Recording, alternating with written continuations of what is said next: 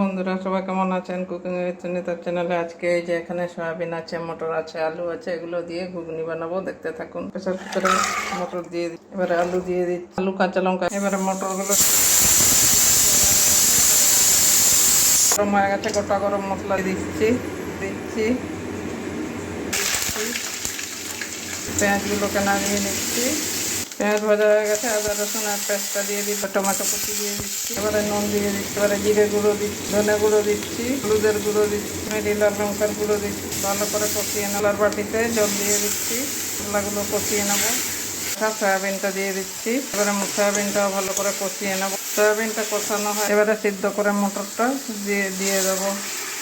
সিদ্ধ করে রাখা মটরগুলো হয়ে গেছে, এবারে গরম মশলা দিয়ে দিচ্ছি, ভালো করে গরম মশলাটাকে ভালো করে মিশিয়ে দিচ্ছি। এবারে নামিয়ে নিচ্ছি।